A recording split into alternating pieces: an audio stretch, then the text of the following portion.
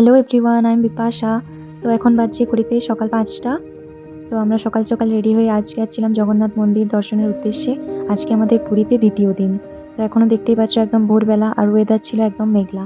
তো আমরা অটোতে করে গেলাম জগন্নাথ মন্দির, যেটা আমাদের হোটেল থেকে খুব বেশি দূরত্বে ছিল না, বাট এখানে অটো ভাড়া অনেকটাই বেশি নেয়। তো এই সামান্য দূরত্ব আসতেও আমাদের 200 টাকা পড়ে গেছিলো। তো এখানে আমাদের যেহেতু জগন্নাথ মন্দিরের মধ্যে ফোন, জুতো এসব অ্যালাউড নয়, তাই সেই সমস্ত কিছু রেখে পর আমরা গেলাম। অনেকক্ষণ লাইনে দাঁড়িয়ে থাকতে হয়, তারপর ফাইনালি দর্শন পাওয়া যায়। এই মন্দিরের সম্বন্ধে যতই বলবো ততই কম পড়বে। এখানে আরও অনেক কিছু নিয়মও আছে, যেমন ধরো এখানে শুধুমাত্র হিন্দু ধর্মের মানুষই প্রবেশ করতে পারবে। যদি কোনো মুসলিম বা খ্রিস্টান তারা যদি এই মন্দির দর্শন করতে চায়, তাহলে তাদেরকে তাদের নাম গোত্র হিন্দু ধর্মেরই রাখতে হবে, তাহলেই তারা ভিতরে প্রবেশ করতে পারবে। স্পিরিচুয়ালিটি ব্যাপারটা তোমরা এখানে গেলে একদম ভালোভাবে ফিল করতে পারবে।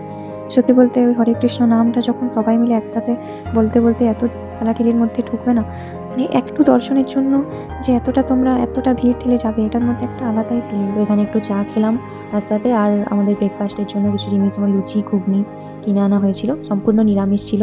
তো সেটাই খেয়ে এখন আমরা অপেক্ষা করছিলাম মহাপ্রভুর প্রসাদ আসার জন্য। তো এই আমাদের প্রসাদ এলো, শুকনো প্রসাদ।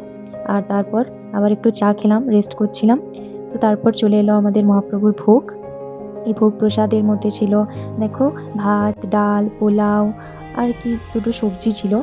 তো সেসব খেয়ে আমরা আবারও একটু ঘুমিয়ে নিয়েছিলাম। তারপর বিকেলবেলা আজকে আমরা যাচ্ছিলাম স্বর্গদ্বার বাজারের উদ্দেশ্যে, আবারও চা খেয়ে নিলাম। তোমাদেরকে তো আগের ভিডিওতে বলেইছিলাম যে ওই যে চায়ের দোকানটা, ওটা আমাদের এখন কিছুদিনের জন্য পার্মানেন্ট।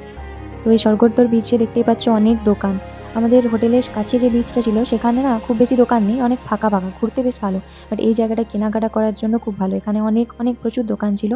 তো সেটাই আমি পুরো কনফিউজ ছিলাম কি কিনবো। তো বাড়ির জন্য শাক কিনা হয়েছিল, আরও পিসি মাসি আমাদের ভাই বোন সবার জন্যই কিছু না কিছু কিনছিলাম। তো এই যে দেখো এখানেও ঢেউ একই রকম, বোঝা যাবে না যে ওই বিচটা এই বিচটা, সব বিচগুলো দেখতে মোটামুটি একই রকম ছিল। সত্যি বিচে আসার একটা আলাদাই আনন্দ, তার যেখানেই ঘুরি না কেন বিচ রেগুলার আসতেই হবে আর কি। তো তারপরে এখানে সব কিছু কেনাকাটা করছিলাম, যেমন ফ্রিজ ম্যাগনেট, লোকেট, আরও সিঁদুর কৌটো, এটা সেটা অনেক কিছুই কিনছিলাম। তো এই যে রাস্তায় এই দিকটার বাজারটা একটু পুরনো বাজার, তো এই দিকটাতে অনেক ভিড় ছিল। এখানে যেমন আমরা আমাদের মা মাসি মামিমাদের জন্য কিনছিলাম পলা, হাতের তারপর মালা এসব কিনছিলাম। আর আমাদের যেমন আমার বুড়োমণি এবার তীর্থ করতে এসছে, হ্যাঁ, তীর্থ করতে এলে আমাদের একটা নিয়ম আছে।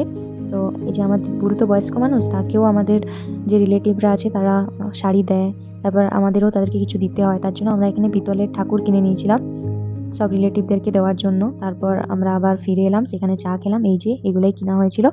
তারপর আমরা আবারও এই পায়েস প্রসাদ খেলাম, আর হোটেল থেকে আনা হয়েছিল রুটি আর ঘুগনি। তো সেটা খেয়ে আজকের রাতের খাওয়াটা কমপ্লিট করলাম। সাবস্ক্রাইব করতে ভুলো না যেন, ডে 3 খুব তাড়াতাড়ি আসছে।